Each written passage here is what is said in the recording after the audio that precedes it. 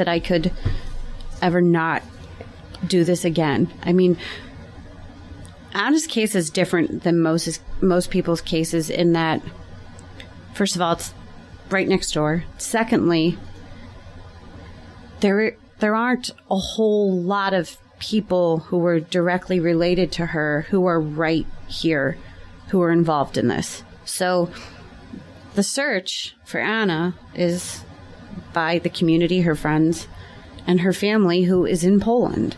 So her parents are 80. They're ill.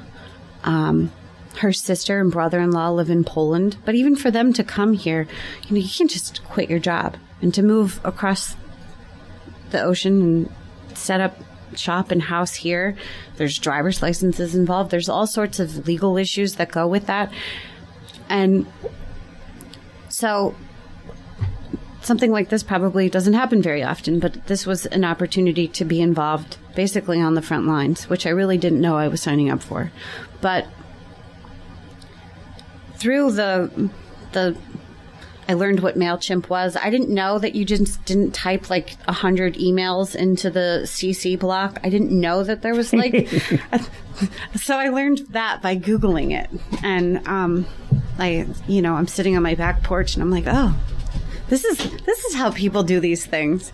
And then Sign Up Genius. So I figured out what those two things were. I'm very technologically not good.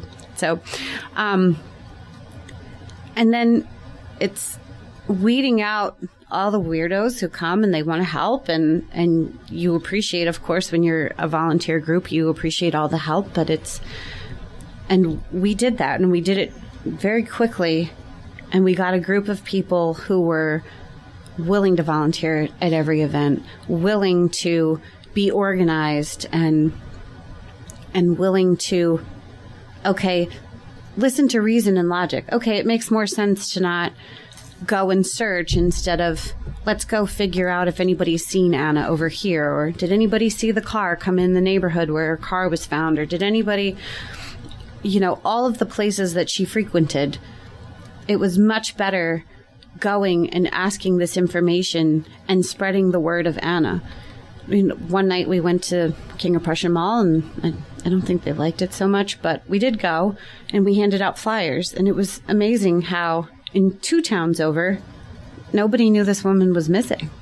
How do you not know a woman is missing? It's not like North Philadelphia. It's not like an area that's largely populated where it frequently happens. I mean, this just doesn't happen here.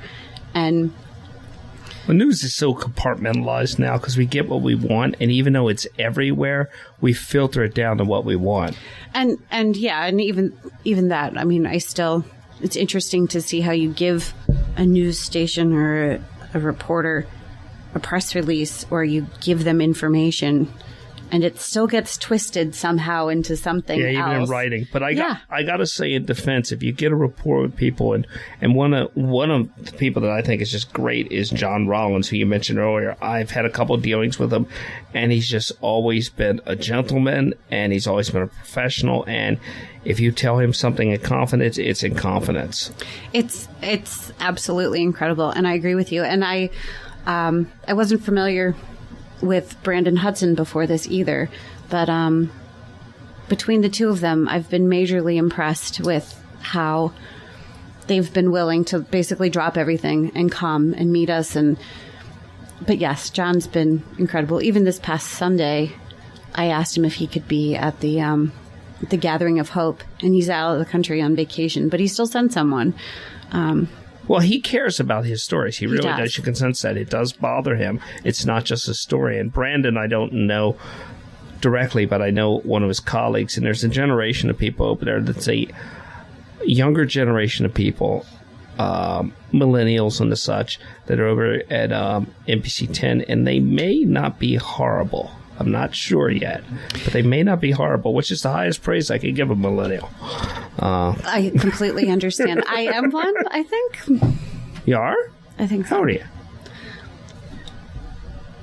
She's holding up fingers. She's 5. I am. She's this many so fingers. This would be the 10s, and this would be the 1s. I have this many fingers. Yes, that's why it was on 2 separate hands. Well, I'll read it wrong and say 23, so you'll feel better. Okay, 23. That's it. That'll really throw this. Yeah. So, no, but Brandon was great. He came to our community meeting, and I said, no cameras. And then he said, what about an interview? And I wasn't ready to be interviewed. I hadn't figured it out, and I still haven't figured it out, but I had really not figured it out at that point. So we said no cameras and no interviews. That's a big leap, though, because you don't want it to be about you, but you're going to be in front of the camera. You don't want it to be misperceived, but somebody's got to do it. And that's just it. You know, it was all about finding Anna, and that's really all that matters. It's not, people like to gather and theorize, and people like to gather and, well, what's the update? What's this? And at the end of the day, yes, all of that matters, and we can do all that. But the thing that really matters is, how do we find her? And because without her, none of this happens. None of this happens. None of these people meet. Right. And so the media, they have to obviously sell a story. They have to have something for people to watch. And when people watch, there's usually a face and a voice that goes along with it. And we gathered, as Ellen said it so perfectly, as Anna's voice, because she really had none. And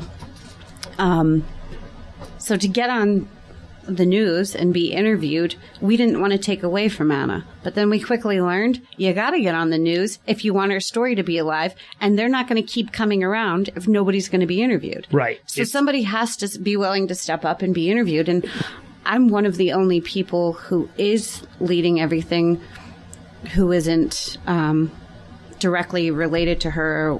Well, there were several issues that were different. There were people that didn't want to be on camera, and I don't think you did either. Then there was a problem with accents. You know, nervous on camera with an accent is not a good combination. No. Never works. And it was just a bunch of different things. And it's tough because people say, oh, well, you wanted to be on. No, nobody wants to be on camera. The person that's on camera in most circumstances is the person that's least reluctant to doing it, not the person that wants to do it the most. Right. I mean, you know, I again, didn't want to do it in the least bit, but it's one of those things where you also know that the story can't die. I need volunteers. I need people to be willing to flyer. I need people keeping the flyers being distributed to all the local businesses. I need people continuing to talk to their neighbors, continuing to talk on social media, their social media accounts. I needed all of that. So if I need that, and I'm asking these people, part of it is being on the news. Part of it is being able to share the little news clips with people and say, oh, yeah, there they are. There's 15 of them, and they're walking around neighborhoods, you know, passing out flyers and asking questions. And well, it's communicate and not speculate. And that's what I saw you fighting and wrangling at the beginning, and you got that under control. And then I saw things like you were keeping track of where flyers were. You were keeping track of who was interviewed, when they were interviewed, everything. It was very well organized. I mean, it went through its bumps, but the bumps quickly got over. And that's the problem with this and why this needs to be done differently. It does, because in all honesty, you shouldn't even exist. You shouldn't have had to come out and do that. Well, yeah. I mean, again, you don't know what a person goes through in a missing person's case. You don't know what a family or a group of individuals goes through in a missing person's case. And you would think that there would be some sort of agency or some place you could go where this sort of help and organization would be facilitated, but it's not. And I mean, honestly, and I say this constantly, and I'm glad that I'm allowed to say it and attach your name to it, but if I didn't have you behind me telling me, it's not a good idea, or maybe you should do this, or why don't you throw this in there, I mean, we would be lost, and we would still be chasing our tails. And well, and I felt bad because I had to tell you, and I've still had to tell you to a degree, we can't do anything until we're called. Right. And the investigation's not at that point. But I didn't want to see you just crash and burn because I thought it had a really good... The story was a good story. There was a good reason for you guys to exist. And the people that were there weren't just there because they were newsy or they were curious. They cared and they wanted to go beyond prayers and hugs. And they wanted to go out and do something.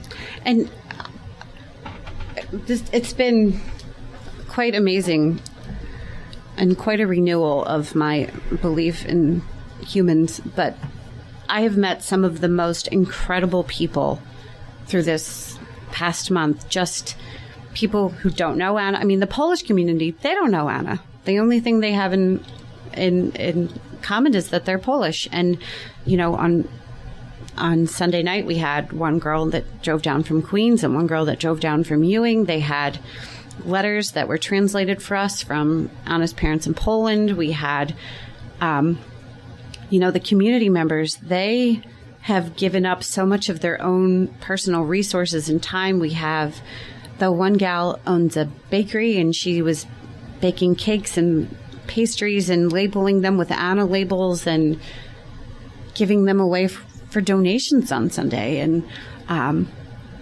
these people take their Friday nights, and we went to Burke Park in Malvern during their Parks and Rec sort of like kick off the summer event, and people were handing out flyers. They were walking through Malvern Borough. You know, just last week we had somebody hang a flyer at one of the local YMCAs, and some guy called and reported something he had noticed that was off from 2 months ago, but he didn't know she was missing. And because he saw this flyer hanging in his YMCA, he retraced his steps, remembered it was around the same time she went missing, and called and reported this information. And if it weren't for these people going and posting these flyers, and you know, the gals that work with Anna at Voya, they're printing colored flyers and they're passing them out, and it's just been incredible to see how, no, we're not a community organization. We're not anything more than a bunch of people who care. But something like this should be in place for families who go through one of their loved ones being missing. It's horrible. I mean, I've been through many different things, and I've been through that to a degree, but it's horrible because you don't have any, and I hate the word, but it's the only word I have is closure. You don't know where to go. You're stuck in this limbo. And, you know, one of the things you said about renewal of faith, people want to meet good people and renew their faith. Volunteer for something. Yeah. It does renew your faith. Now, you will also encounter huge disappointment, but the ratio is still there. It's good. There's a Facebook page for Anna. There is. And it's if you search for Finding Anna or Anna and the word Malvern, it comes up. I believe it's it's Facebook.com, and then it's Finding Anna M. There's also findingannam.org. Yeah. And Anna's last name is Maciejewska. Okay, and I stuck you with that because I struggle with that. I can't do last names over 6 letters anymore, I think. So I practiced it in the mirror for about half an hour when I first got involved. There's the Facebook presence. There's a good social media presence. There's going to be events coming up. This is an ongoing case. It is a case that is sensitive for many reasons. Yeah. Every case is sensitive. If anybody knows anything about her missing from the Charleston area of Chester County, or anybody has any information about her, you can get a description and everything on the Facebook page. But let the state police at the Emeryville Barracks know. And also, you could email us if you want to. Any information that is factual and relevant, they'd be very interested in. Somebody out there saw something. Somebody out there knows something that they don't think is valuable. That would close this case tomorrow. And all we need is that person to bring it forward. And we're going to do a little bit of an after show, but thank you for coming and thank you for what you're doing to help her. Thank you, and thank you for everything that you do. and we'll hit the button, Russell.